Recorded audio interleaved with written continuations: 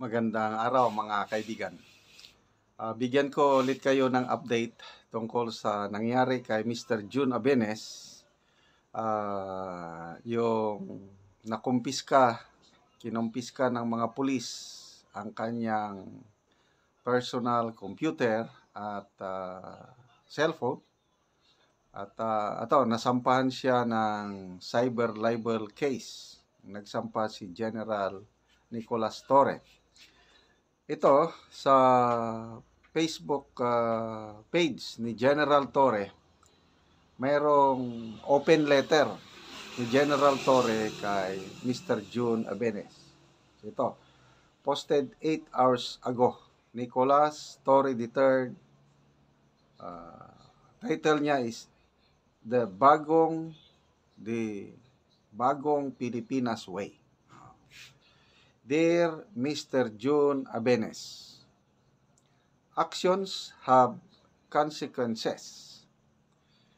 Ipinakalat mo na naospital ako. Nagdulot ito ng pag-alala at pagkabalisa sa pamilya at mga kaibigan ko. Ano ang naging aksyon ko? Sumandig ako sa batas. Naniniwala ako na maliman ang ginawa mo, ay may karapatan kang humarap sa korte at mabigyan ng due process. Nag-apply ako ng search warrant para makuha ang mga phone at computer na ginamit mo sa katarantaduhang ginawa mo sa akin. Ngayon, iiyak-iyak ka sa social media. Actions have consequences, sir. At yung pangtarantado mo, ang consequence ngayon sa iyo ay pagkuha mo ng abogado. Reminder, bagong Pilipinas na po. Wala na pong patayan. Pero kung salbahe ka, makukulong ka pa rin. Okay? So, idiniin dito ni General Torre na bagong Pilipinas na. Ito na daw ang pamamaraan ng bagong Pilipinas. Wala nang patayan. Wala nang patayan. Pero kung salbahe ka, makukulong ka pa rin. Anyway, karapatan ito ni General Torre na magsampa ng complaint. So, pabayaan na natin ang due process. So, ang kailangan ni Mr. June Abenes ngayon is abogadong magaling. So, ito na. Siguro, ang kailangan ni Mr. June Abenes, yung financial support para pambayad niya sa abogado, or sana may mag-volunteer na abogado na pro bono. Sana ang mga abogado natin na sa PDP Laban, Attorney Vic Rodriguez, Attorney Marcoleta, Attorney Hinlo, Attorney Bondok, sino pa ba yung mga abogado? Sana matulungan itong si Mr. June Abenes para sa pagdepensa sa kanya. Kasi nandyan na yan, wala na tayong magagawa.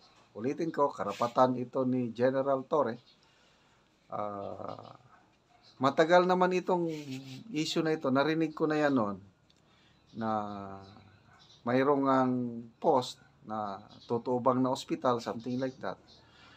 Una kong nabasa yan, post ata ni Mr. Jason sa totoo ba? Parang nagtatanong lang.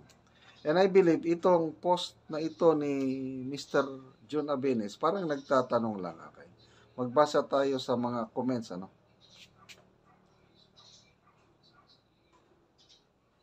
Parang nagtatanong.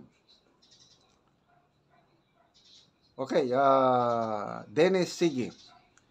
Padayon Tori, gamita ang gahom balang araw managot ka sa taong bayan. These are comments, binabasa ko lang.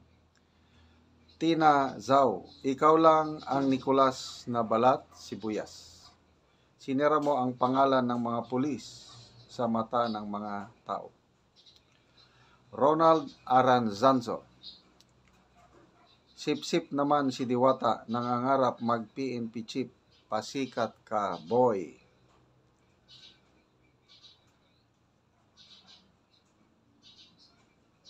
Bele Ramacola, Tori, ikaw ang hindi karispeto at di katiwa-tiwalang pulis. Abusado ka. Francisco Frank Daguhoy, kahit anong sabihin ni Diwata, hindi magbabago ang pagtingin ko sa kanya. Since to me, he earned the notoriety of being such because of what he did to peace-loving Dabaweños during the KOJC siege. Lara Arapok, kamaldito nga way sama aning Tore, naara gihapong adlaw nga muluhod ka sa yuta. Cheche Tandig Banugan, oo, bagong Pilipinas, maraming ngagba. Selena Crisostomo, nakakasuka ang mga ganitong pulis, napaka-abusado sa kapangyarihan, nalasing sa pinahiram na kapangyarihan pinagkaloob sa kanya. By the way, itong mga comments na binabasa ko sa post na ito ni isinare na post ni Teo Moreno. 1 hour ago, sabi niya, mga commenters naka-lock profiles and mga bagong gawa. So, isinare ni Teo Moreno itong page ni Nicolas Torre III. Kaya ang mga comments nga binabasa ko, comments na nila dito sa post ni Teo Moreno. Okay? So, anyway, good luck kay Mr. June Abenes. Sana makahanap ka ng magaling na abogado. Mga kaibigan, salamat sa inyong palaging panonood sa ating channel. Dahil sa inyo, nagkakaroon tayo ng income sa channel na ito at ginagamit natin ating sweldo sa YouTube pangtulong sa tribong Talaandig sa Bukidnon. Namimigay tayo ng libreng yero at pako sa tribo para makapatayo sila ng bagong bahay or ma-repair ang kanilang sira-sirang bahay.